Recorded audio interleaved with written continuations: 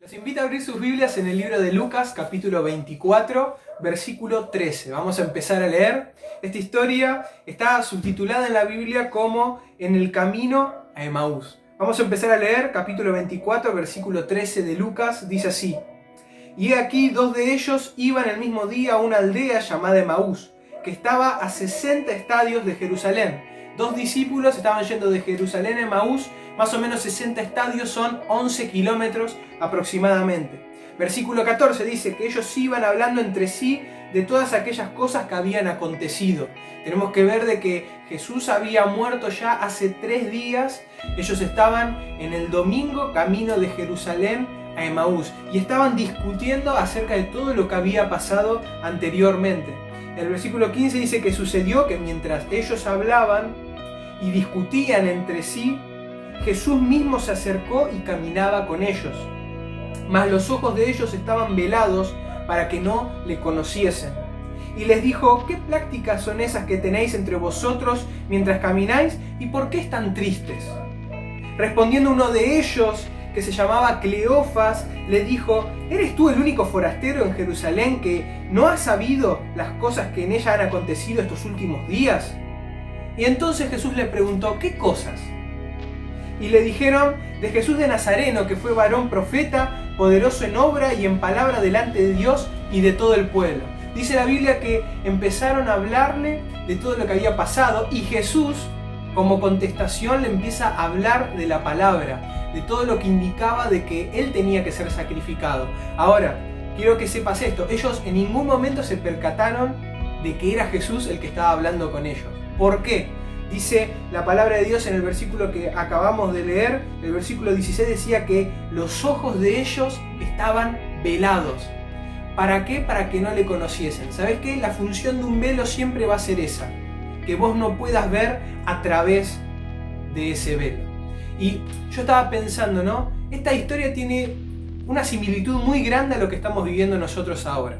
Eran unos discípulos que habían presenciado una situación negativa, habían presenciado la muerte de su maestro, de su salvador, habían pasado 3 días, ya varios días de esto, y ellos estaban discutiendo, y Jesús los ve y dice: ¿por qué están tristes? Obviamente no la estaban pasando bien. Y ante esa situación de desgano, de temor, de ansiedad, de preocupación, dice la Biblia que Jesús se acerca, pero ellos no lo distinguen porque tienen los ojos velados. Y yo me pregunto, ¿qué velos tenemos hoy en día, vos y yo? ¿Qué cosas nos están impidiendo ver a Jesús, que está al lado nuestro, caminando con nosotros a través de estos días? ¿Sabes qué? La situación difícil ya pasó. La situación difícil ya la conocemos y la estamos atravesando. Pero, ¿y si te dijera que Jesús está? Si te dijera que Jesús está al lado nuestro, pero nuestros ojos están velados. Mirá, yo pensaba en varios tipos de velos que podemos estar teniendo. Esta pandemia lo que nos está provocando es una dependencia al celular mayor que tal vez a los días comunes donde uno salía, trabajaba, estudiaba. Y el hecho de estar tanto con el celular muchas veces vela nuestros ojos de ver al maestro. Tal vez las series, las películas han formado parte ya de tu quehacer cotidiano. Ya es el pan de cada día ver una serie, una película, y eso vela nuestros ojos. No significa que esté mal, sino que cuando buscamos eso por sobre todas las cosas, nuestros ojos se empiezan a velar, se empiezan a nublar. Y otra cosa más, me ponía a pensar, cada vez que prendemos la televisión y vemos la misma noticia una y otra vez, eso es un velo, eso es algo que nos está impidiendo ver a Jesús todos los días al lado nuestro. ¿Sabes qué me impresiona de esta historia? Que la Biblia dice que Jesús se acercó a ellos, pero ellos tenían los ojos velados. ¿Y sabes qué? A través de todos esos 11 kilómetros de ese camino, Jesús charla con ellos, se comunica y empieza a preguntarles por qué están tristes. Y tenemos que examinar nosotros por qué tal vez esta cuarentena nos está entristeciendo, nos está haciendo perder el foco de las cosas del cielo, de las cosas eternas, de las cosas de Dios. Y ¿sabes? Esta historia no termina acá y me fascina, porque luego de que tienen esta charla, esos 11 kilómetros sobre la palabra de Dios, sobre lo que había pasado, Dice el versículo 28 que los discípulos y Jesús llegaron a la aldea a donde iban. Y Jesús hizo como que iba más lejos, ¿no? Se hizo el desentendido, como que seguía su camino. Mas ellos, más los discípulos, le obligaron a quedarse diciendo: quédate con nosotros, porque se hace tarde y el día ya ha declinado. Entró pues Jesús a quedarse con ellos. Y entonces, fíjense, versículo 30, aconteció que estando sentado con ellos a la mesa, tomó el pan y lo bendijo, lo partió y les dio. Entonces les fueron abiertos los ojos y le reconocieron, mas él desapareció de su vista.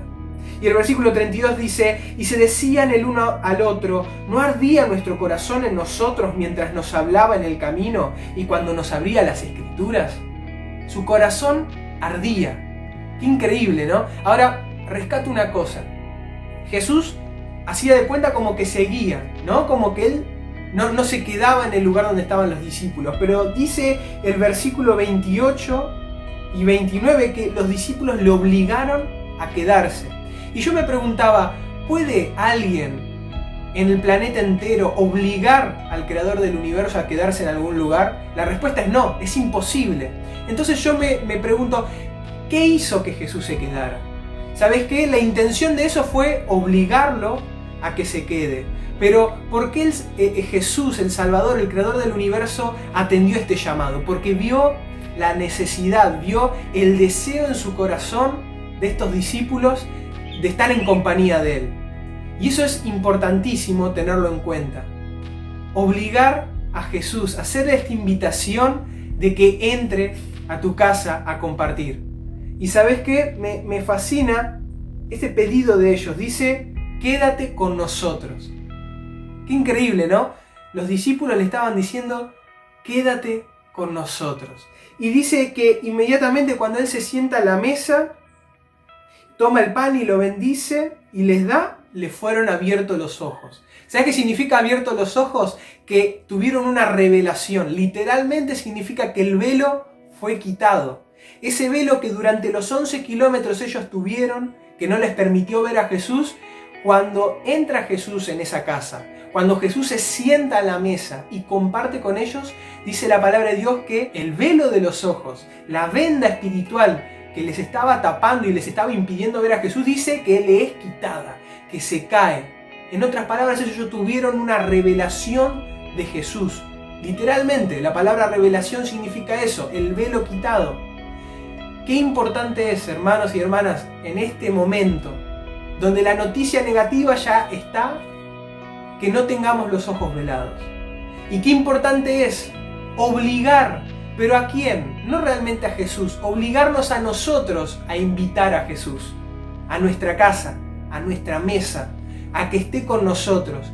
Y como dijeron ellos a Jesús, quédate con nosotros. Ese debe ser nuestro deseo en este día, decirle al Señor: quédate con nosotros, que los velos se caigan, que apaguemos un momento la televisión, que bloqueemos un momento el celular y enfoquémonos en lo que verdaderamente importa, que Jesús siempre estuvo con nosotros al lado, pero que nosotros debemos hacerle la invitación a Él que se quede con nosotros. Y me fascina el versículo 32, el último que leímos, porque dice que el corazón de ellos ardía cuando hablaban con Él y cuando les abría las Escrituras. ¿Hace cuánto que no abrís las Escrituras? ¿Hace cuánto que no hablas con Él? ¿Hace cuánto que el corazón no te arde? Qué importante es hoy decirle al Señor: entra a mi casa, vení a la mesa, quédate con nosotros, que los velos se puedan caer de nuestros ojos y que nuestro corazón arda por pasar tiempo con el Maestro. Espero que pueda serle de bendición.